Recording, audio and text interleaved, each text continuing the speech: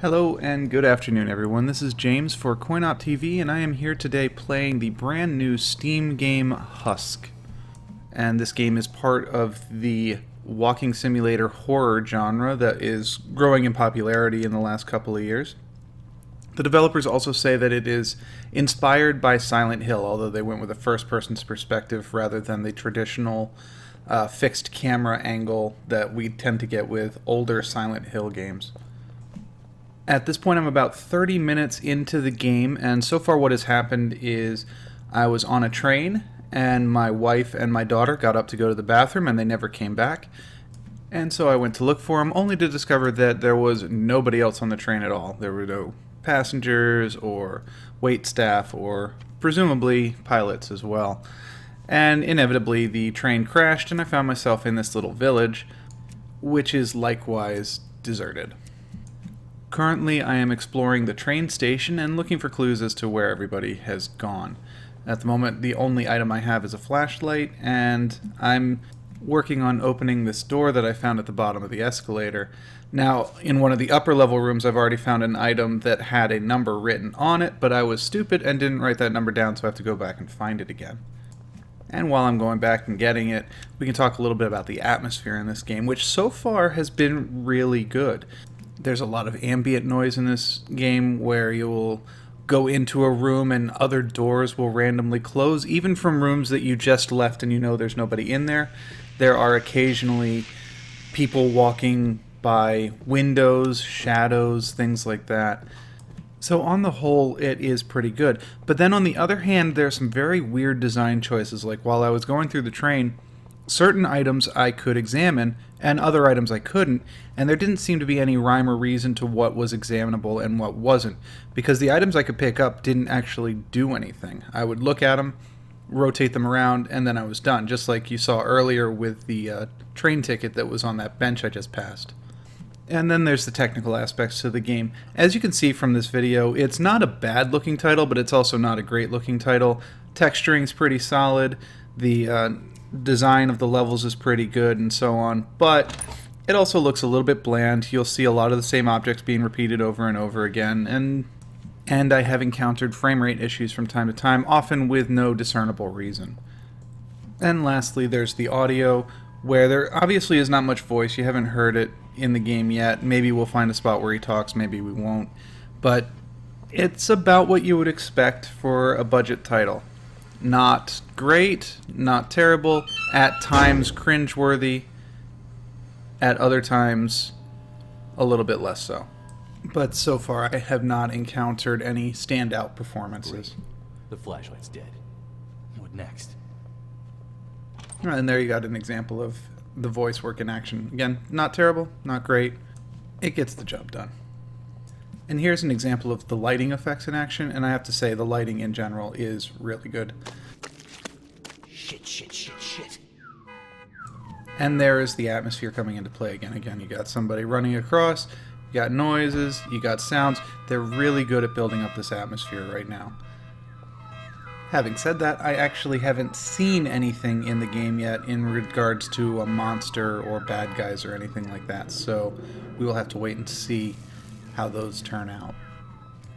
In terms of gameplay, well, you've pretty much seen everything that I've seen so far, which is just walking from point A to point B. I had a flashlight, now I don't, so I have literally nothing to interact with unless the environment gives me something.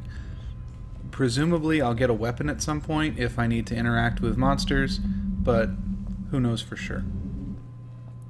And then there's music, or rather, the lack of music. What's going on here?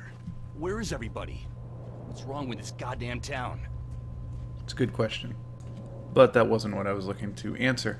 So I don't have the music turned off, but there's nothing to listen to at the moment. Now that's possible that that's a glitch.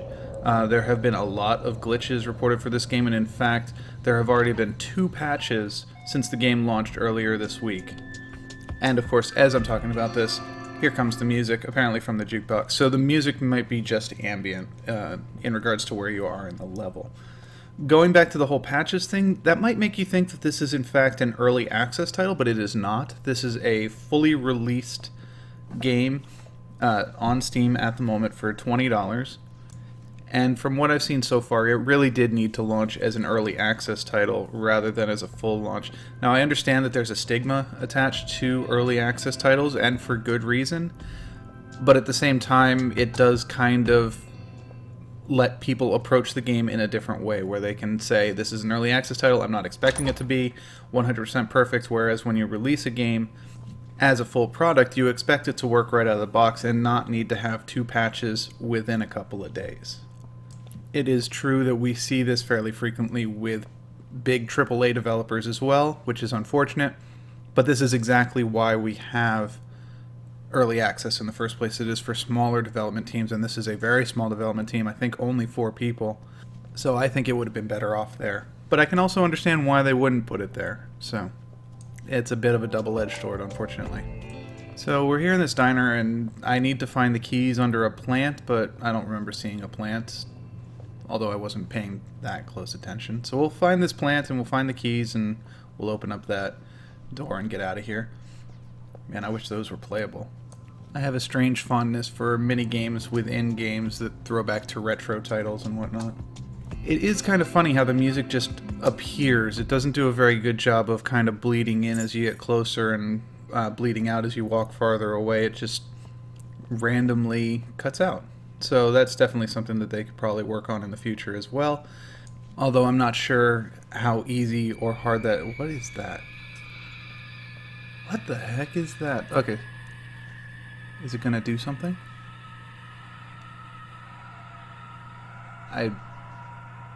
What's it? It's not doing anything.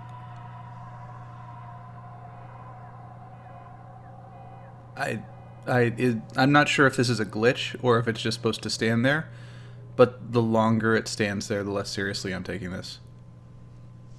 Nope, still there. Alright, that was... atmosphere gone. That just destroyed any atmosphere I have in this game completely. Like I said, I don't know if that was a glitch or what, but they need to address that. He's not on the car anymore. He disappeared at some point in between us going between the rooms. But that was just absurd and not in a good way, and I'm not sure. He said. It'll be fun, he said. Oh, I'm dying mad. Forgive me. I swear.